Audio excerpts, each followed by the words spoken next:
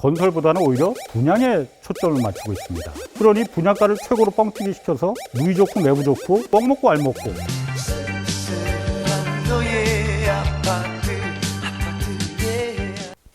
자, 시사교육창 이 부동산 2교시입니다, 오늘. 지난번 1교시 때는 이제 용산 같은 공공이 공급하는 주택은 어떻게 하느냐, 토지 임대 방식으로 이제 가는 게 어떻겠느냐라고 제안을 했었고. 근데 사실 공공이 공급하는 주택이라는 게 서울 도심만 보더라도 거의 없잖아요. 용산 땅 같은 경우는 어쩌다 하나 나온 거고, 거의 다 민간이 갖고 있는 재개발이나 재건축을 통해서 주택을 공급하는 수밖에 없단 말이에요. 근데 이거는 민간 사유재산 아닙니까? 사유재산을 갖다 그러면 어떻게 할 거냐? 그냥 이거 놔둬야 되느냐? 이거에 대한 방법을 한번 좀 오늘 보겠습니다. 여기는 이제 흑석동의 이제 재개발 구역입니다. 일부는 이미 재개발돼서 아파트가 새 아파트가 들어서면 되고, 앞으로 상당 부분이 다 이제 재개발 구역별로 나눠서 되는데, 재개발을 어떻게 해야 될 것이냐? 왜냐하면은 재개발이라는 게 뭐 잘 경험상 많이 보셨을 겁니다. 주변에 이렇게 아파트, 새 아파트 단지 하나 들어서면은 재개발이나 재건축을 통해서 이 아파트가 고층이 되니까는 원래 1000채 있던 주택이 5000채로 늘어나는 거잖아요. 5배가 늘어나는 거잖아요. 예를 들어서. 그런데 주택이 공급이 많아지니까 집값이 좀 떨어져야 되는데, 공급이 늘어나는데도 덩달아서 주변 집값까지 같이 다 뛰어오르거든요. 재개발 하나 들었으면은. 이게 왜 그런 거냐? 이유가 다 있거든요. 공급이 늘어나는데 왜 가격이 뛸까? 아까 그 흑석동 지역에서 재개발하는데 원래 처음에 시공사가 2,700억에 우리가 그 공사를 하겠다라고 입찰을 들어갔거든요. 그래서 뭐 A건설사는 3,000억, B건설사는 3,500억 뭐 해갖고 가장 공사비를 낮게 적어놓은 여기 그 C건설업체라는 데가 2,700억을 우리 이 정도면 할 수 있어 라고 해서 낙찰을 받았습니다. 그래서 시공사로 선정이 됐어요. 그런데 선정되고 나서 공사비를 4,000억으로 증액을 하거든요. 한 1,300억 증액합니다. 여긴 그렇게 뭐 또 많이 증액하는 데도 아니에요. 다 이렇게 증액합니다. 증액하는 이유가 설계 변경을 좀 해야겠다라고 조합에 이제 설명을 합니다. 설계 변경을 왜 하느냐? 아파트 단지 전체 면적이, 그 전체 이제 조성할 단지 면적이 뭐 이 정도 규모였었는데 24만에서 31만 제곱미터로 좀 늘려야겠다. 늘리니까 당연히 공사비가 더 들어갈 거 아니에요. 그러니까 이 건설사에서 1,300억 정도를 우리가 좀 더 받아야겠다라고 이제 요구를 하는 겁니다. 그러면은 뭐 예를 들어서 30평 아파트를 면적을 늘려준다니까 30평 아파트를 35평으로 늘려주는 거면은 이 조합원들이 이해합니다. 아, 내 아파트 더 넓게 해주니까는 내가 조금 더 돈 내더라도 손해보는 건 아니겠지라고 하는데, 거의 모두가 이 면적을 늘려서 설계 변경을 한다는 게 이 지상을, 건물을 면적을 늘린다는 게 아니고 다 이 지하 주차장을 늘리는 거거든요. 24만 제곱미터였는데 주차장 이만큼 더 늘리자. 그러니까 공사비 늘려달라라는 거거든요. 이 방식이 모든 재건축, 재개발 현장의 똑같은 패턴입니다. 다 이렇게 공사비를 증액을 합니다. 자, 그러면은 지하 주차장 늘리는데, 물론 늘릴 수 있어요. 늘릴 수 있어요. 요즘 차 많이 있으니까 지하 주차장 원래 설계한 것보다 더 늘려야 될 필요성이 있습니다. 그런데 공사비라는 게 지하와 지상은 정말 천양지차거든요. 지하 공사비는 그냥 땅 파서 여기다가 기둥 세우고 그다음에 형광등 몇 개 달고 페인트 칠하면 끝납니다. 뭐 돈 들 게 별로 없어요. 근데 이 지상은 벽체 세워야죠. 문짝 달아야지. 형광등 달아야지. 창문 또 달아야지. 마루판 깔아야지. 뭐 화장실 변기까지 달아야지. 공사비가 지하하고 지상은 3배 차이가 나거든요. 지상은 하나도 늘리지 않고 지하만 늘리는데, 공사비 늘리는 거는 지상을 기준으로 해서 뻥튀기를 시킵니다. 이래서 건설사들이 이제 그 폭리를 취하는 거거든요. 그러면 조합원들이 그러면은 애초에 계약한 게 2,700억 약속을 했는데 문제를 삼으면 될 거 아니냐. 낙찰을 일단 한번 받고 시공사가 선정되고 나면은 갑과 을의 위치가 완전히 바뀌지 않습니까? 그 다음부터는 조합이 이 시공사의 말을 따라갈 수밖에 없습니다. 이렇게 늘린다고 해서 너희들하고 이제 너희 건설사 약속을 어겼으니까 싫어. 너희들 나가. 우리 다른 건설사 다시 선정할래. 시간이 돈인데 2주 다 시켰지, 철거 다 시켰지 했는데 시간이, 공사기일이 차일피일 미뤄지면은 그 부담이 4천억이 아니고 정말 5천억, 6천억이 돼버리는 거거든요. 그러니까 시공사가 원하는 대로 따라가 줄 수밖에 없습니다. 그래도 불안합니다. 여기 재개발한 조합원들이 내가 좀 좋은 아파트 살고 거기다 또 돈도 좀 벌겠다고, 뭐 그거 죄라는 거 아닙니다. 잘못했다는 거 아니에요. 그러기 위해서 여기 재개발하는 건데 공사비가 이렇게 늘어나면은 내가 부담해야 될 금액이 돈 오히려 내야 되는 거 아닌가 불안할 거 아닙니까? 그러니까 원성이 다 자자합니다. 그래서 조합이 시끄러운 거거든요. 재개발, 재건축이. 공사비가 늘어나니까. 그러니까 이 공사 현장도 이 조합원들이 들고 일어났어요. 공사비를 갖다 왜 처음에 약속한 거하고 다르게 지하 주차장만 그렇게 하는데 무슨 돈이 그렇게 들어가느냐. 너무 건설사들이 다 해먹는 거 아니냐라고 조합원 총회를 해서 여기서 공사비에 대해서 뭐 어떤 교회 건물 하나 빌려서 조합원 총회를 했대요. 그때 조합원들을 이른바 그야말로 올킬이라고 하죠. 한마디로 조용하게 다 불만을 잠재울 수 있는 딱 한마디면 되는 거거든요. 그때 건설사 임원이 나와서 이 한마디 딱 했다는 거예요. 결국 여러분들 재개발하시면서 아까도 말씀드렸지만 좋은 아파트 이런 것들 다 생각하시지만 결국은 돈이잖아요. 아무리 시끄러운 사업장에서도 가격이 올라가면 조용해집니다. 결국 동작구 최고 시세 강남백은 여기 제일 비싸게 만들어 드리겠습니다. 제일 비싸게 분양해 주겠다. 이 아파트. 이 한마디에 좀 조용히 그냥 박수 치고 다 해산하는 겁니다. 이거거든요. 건설사들이 원래는 좋은 아파트 잘 지어서 건설하면서 적정하게 보장된 적정 이윤을 받아가면 그게 원래 건설사의 주 업무 아닙니까? 근데 우리나라 민간에서 이루어지는 재건축, 재개발은 건설사들이 건설만 하지 않습니다. 건설보다는 오히려 다 분양에 초점을 맞추고 있습니다. 실제로 메이저 건설사들은 건설은 하지도 않죠. 설계만 하고 나머지는 다 하도급을 주니까 이 군소 건설사들이 아파트 짓는 거고 메이저 건설사들은 분양에 정말 초점을 맞춥니다. 이 아파트 값을 어떻게든 최고로 끌어올리기 위한 여러 가지 방법을 막 쓰죠. 조합에서야 사실 건설을 알겠습니까? 그 조합원들이 뭐 분양을 알겠습니까? 아무것도 모르죠. 여기는 정말 까막눈일 수밖에 없거든요. 그러다 보니까 건설사들, 시공을 맡긴 건설사들한테 믿고 따라갈 수밖에 없어요. 그러다 보니까 아까처럼 시공비를 2배로 올려서 건설사들의 이익을 취하고 그래도 조합원들은 이득 돈 남게 해주겠다니 건설사 믿고 실제로 그렇습니다. 그러니 분양가를 최고로 뻥튀기 시켜서 그거로 다 서로 누이 좋고 매부 좋고 건설사는 설계 변경해서 돈 남기고 분양해서 또 거기서 돈 갖고 가고 뻥 먹고 알 먹고 아까 흑석동 그런 현장이 우리나라 건설 재개발 재건축 현장에서 똑같이 다 벌어지는 일이에요. 심지어는 지금 구반포 같은 경우에 거기가 그 5층짜리 아파트니까 재건축한다고 우리나라에서 가장 큰 사업장이라고 지금 하지 않습니까? 거기가 건설사가 하나 이제 거기 선정이 됐는데 그 건설사가 내건 조건이 뭐였냐면은 이사 비용으로 이주비가 아닙니다. 그러니까 뭐 어디 딴 데 가서 잠깐 살 전세 뭐 이런 이주비가 아니고 포장이사 하는 비용으로만 7천만 원을 주겠다고 했던 거예요. 각 세대마다 700만 원이 아니고 7천만 원을 포장이사 비용으로 주겠다라고 하니 그 아파트 조합원들이 그냥 몰표가 나온 거죠. 거기 다 그래서 그 선정이 됐습니다. 그런데 그 7천만 원이 이사 비용으로 주겠다는 게 그게 다 공짜겠냐는 거죠. 나중에 다 그런 설계 변경이나 건설사가 챙겨가는 비용이라는 거죠. 대신 최고가로다가 분양을 올려주겠다라고 하니까 악순환이 계속 반복이 되는 거죠. 여기가 한 군데가 최고가가 분양이 돼버리면은 그 옆에 몇 달 있다 새로운 이제 신규 분양 아파트가 여기에 몇 %가 더 붙습니다. 당연히 더 최고가 됩니다. 그러다 보니까 한 개의 아파트가 재건축이 되면은 그게 신호탄이 돼갖고 주변 일대가 전부 다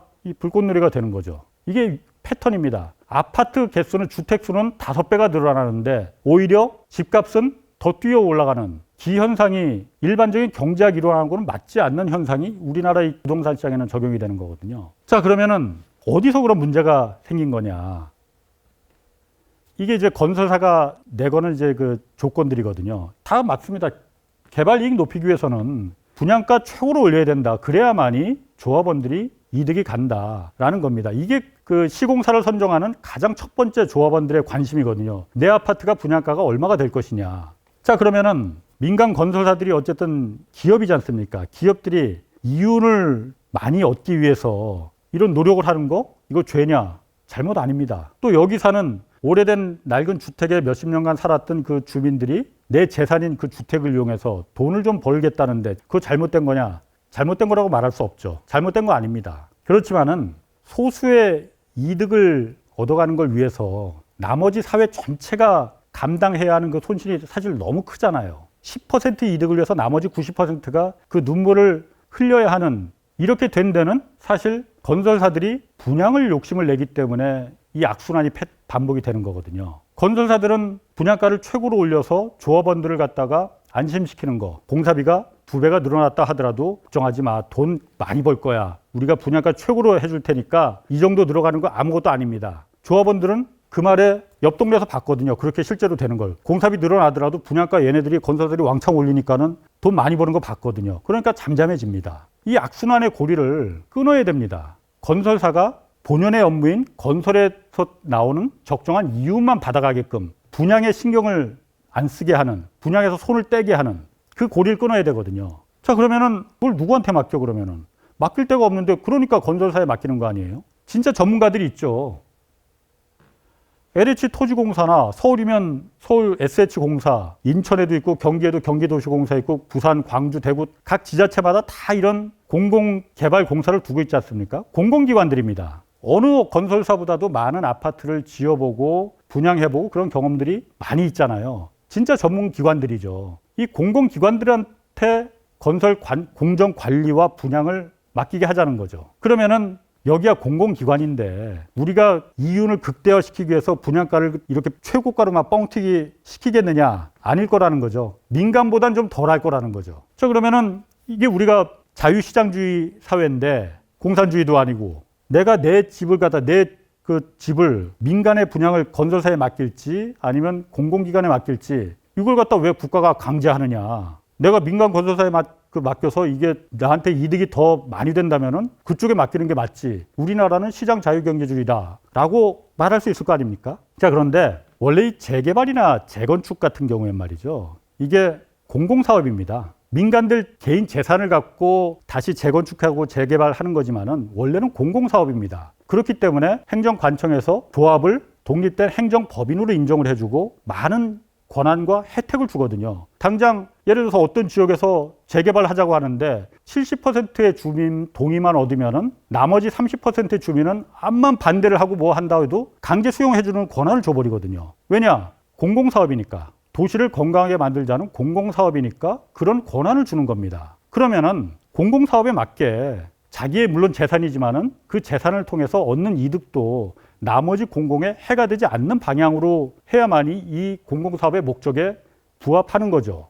그렇기 때문에 건설은 민간 건설사한테 맡기는데 분양은 이런 공공기관에 맡겨서 철저하게 공공사업의 목적에 맞게끔 가면 된다. 그래서 여기서 공정관리를 해서 시공사 선정하고 그래서 뭐 대우건설이 시공사로 선정됐으면 푸르지오 아파트 지으면 되는 거고 삼성이 선정됐으면 레미안 아파트 지으면 되는 겁니다. 그러면은 이 한국토지공사 LH나 SH가 건설사들이 분양할 때처럼 그렇게 폭리를 취하겠느냐. 남이야 그야말로 피눈물을 흘리든 말든 그러지는 않을 거라는 거죠. 실제로 서울 시내에서 이렇게 한 데가 있어요. 뭐 유일하게 딱 한 군데지만은 있습니다.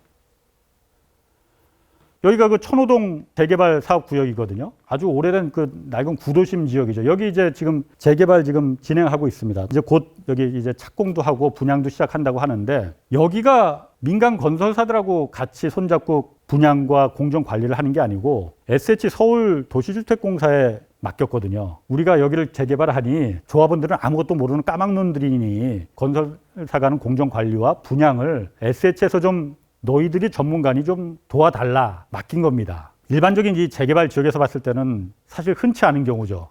조합장이 뭐 이분입니다. 김종광 씨라는 분인데 이분 참 제가 봤을 때는 이 조합에서 욕도 좀 먹긴 먹었을 것 같아요. 일반 조합원들한테. 그걸 왜 SH에 맡기냐. 다른 그 민간 건설사들한테 맡기면은 훨씬 더 우리 이득이 커질 텐데 라는 불만들이 없었겠습니까? 그런데 이 조합장이 그냥 SH에 밀고 나간 거예요. 사실 재건축이나 재개발 결성되면은 그 조합장은 대개 한 번씩 들어갔다 나옵니다. 평생 먹고 살 돈 받고 한번 들어갔다 나오는 게 이제 대개 그렇지 않습니까? 그만큼 이제 거기가 복마전이니까 그런 걸 너무나 많이 봐왔다 이거지. 이 조합장 김종광 조합장이. 그래서 건설사들이 들어와서 금융 비용 뭐 대고 빌려주고 하면서 조합들 재산 탈탈 털어먹고 공사비 올려받고 그러니까 이거는 우리한테 그렇게 큰 도움이 안 된다. 이득이 안 된다. 실질적으로. 그러니 SH공사에 그래서 부탁을 한 거다. 여기는 원가도 하다못해 콘크리트 값이 얼마고 철근 값이 얼마고 이런 걸 SH보다 잘하는 데가 어디 있겠느냐. 그리고 분양에 대해서도 수없이 많은 공공분양하고 임대주택 분양하고 이런 걸 전문가들인데 여기보다 더 투명하고 잘할 데가 어디 있겠느냐. 다만 SH에서 그런 얘기는 하더래요. 우리가 하면은 일반 건설사들이 분양하는 것처럼 그렇게 높은 분양가 보장하지 못한다. 그래도 하겠느냐라고 해서 이제 계약을 맺었다는 거거든요. 그래도 훨씬 이득이라는 거지. 건설사들한테 뜯기는 돈 거보다는.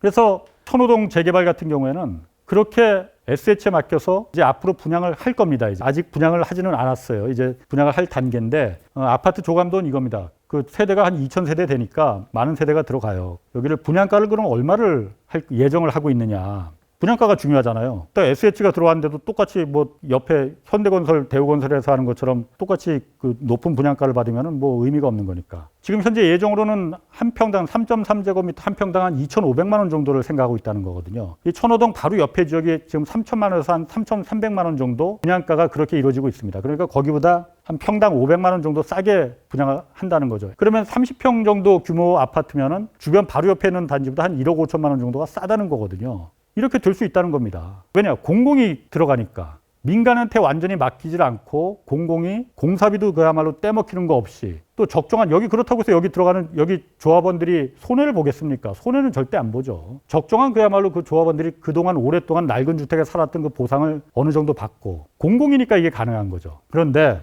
재밌는 일이 하나 있었습니다. 저도 생각지도 못했던 일인데 SH에 일단 그 전체적인 공정 관리와 분양을 이제 맡기다 보니까 이 아파트를 건설할 시공사를 선정을 해야 될 거 아닙니까? 선정을 그래서 자 우리가 공사비를 예정가를 이 정도 두고 있는데 어느 정도의 그 공사비를 제시할 수 있을지 자 뭐 한번 들어와 봐라 했더니 메이저 건설사들이 하나도 입찰을 안 한 거예요. 현대건설, 대우건설, 대림건설, 뭐 삼성물산 이런 메이저 건설사들이 여기 입찰을 안 해버렸습니다. 천호동 여기가 가치가 없어서 그럴까요? 천호동인데 그렇다고 2,000세대나 되는데 남는 게 없어서 그럴까요? 아니겠죠. 이런 케이스가 자칫해서 이 시장의 하나의 모델이 돼버리면은 물꼬가 한번 터지면은 우린 다 망한다. 위험하다는 생각을 이 건설사들이 안 가졌겠습니까? 어쨌든 그래서 조합장이 당황했대요. 메인 건설사들이 하나도 안 들어오니까 입찰을 아예 안 해버리니까 그래서 결국은 뭐 2군 건설사가 시공사로 선정이 됐어요. 처음에 조합장이 조금 당황은 하긴 했지만은 아파트 건설이 어차피 건설사가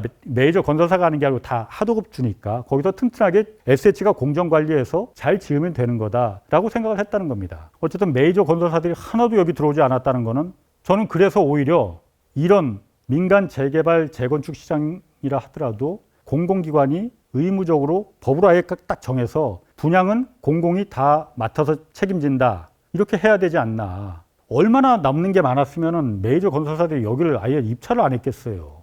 그러니 이 재개발, 재건축 다 이게 공공사업의 일종이니 공공의 목적에 맞게끔 분양만큼은 건설사들이 하지 못하게끔 법으로 정해놓으면 됩니다. 대신 할 기관들이 있잖아요. 공공기관들이. 진짜 전문가들이. LH나 각 지자체 개발 공사들이 분양을 의무적으로 다 거기서 하게끔 하면 되는 겁니다. 그럼 그 기관들의 그야말로 그 일감도 늘어나고 정말 이거야말로 누이 좋고 외부 좋고 아닙니까? 이것도 전 시간에 제가 그 용산개발 같은 공공이 공급하는 주택도 이 정책적인 의지, 정부의 의지에 달려있다라고 말했지 않습니까? 이것도 마찬가지입니다. 일각에서는 그렇게 말할 거예요. 우리 사회가 공산주의도 아니고 시장, 자유시장경제주의 원칙인데 이걸 갖다 무조건 공공이 분양을 담당하게끔 해야 된다, 강제할 수가 있겠느냐. 그 반론 저도 충분히 뭐 수용됩니다. 그런데 이런 기존의 방식으로 인해서 이득을 받는 그 10%를 위해서 그 정책을 계속 고수할 건지 아니면 나머지 90%를 위해서 조금 더 공공적인 정책을 추진할 건지 그거는 정부의 의지와